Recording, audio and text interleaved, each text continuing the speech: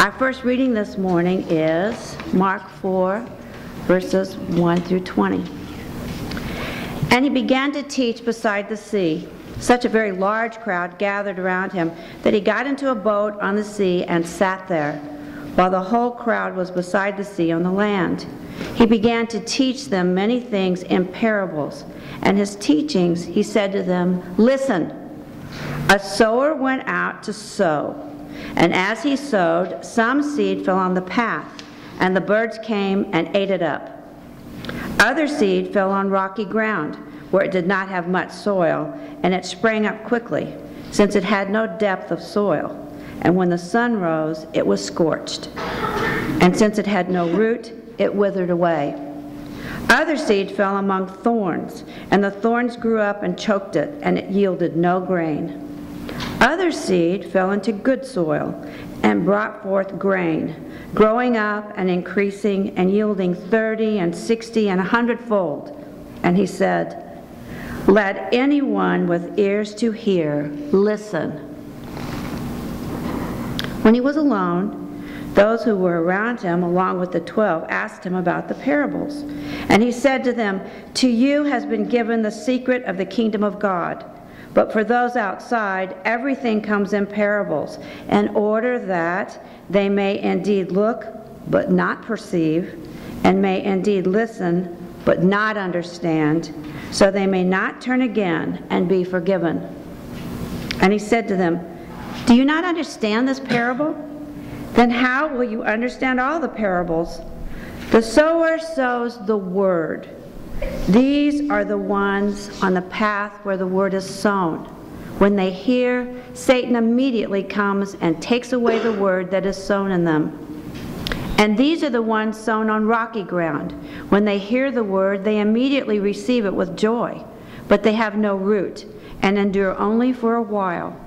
Then when trouble or persecution arises on account of the word, immediately they fall away.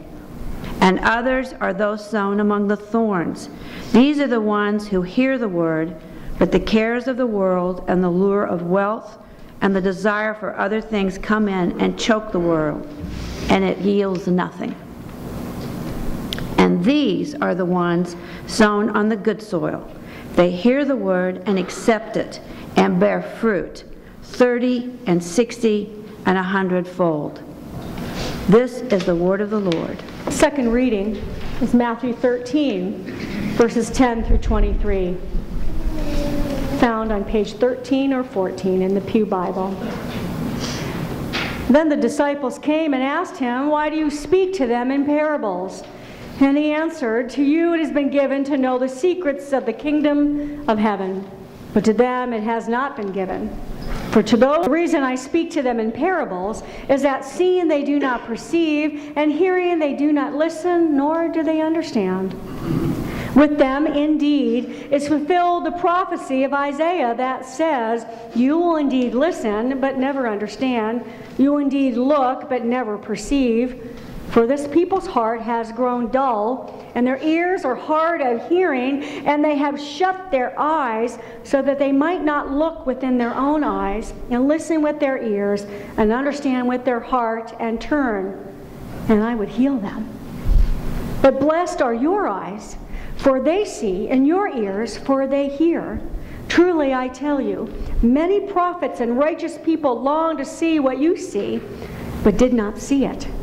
To hear what you hear, but did not hear it. Hear then the parable of the sower. When everyone hears the word of the kingdom and does not understand it, oh, the evil one comes and snatches away what is sown in the heart. That is what's sown on the path. As for what was sown on rocky ground, that is the one who hears the word and immediately receives it with joy. Yet such a person has no root, but endures only for a little while. And when trouble or persecution arises on account of the word, that a person immediately falls away.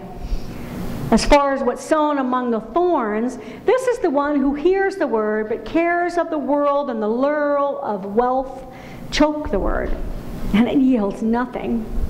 But as far as what is sown on good soil, this is the one who hears the word and understands it. who indeed bears fruit and yields, in one case 100-fold, another 60, and another 30. This is the reading of the word. Thanks be to God.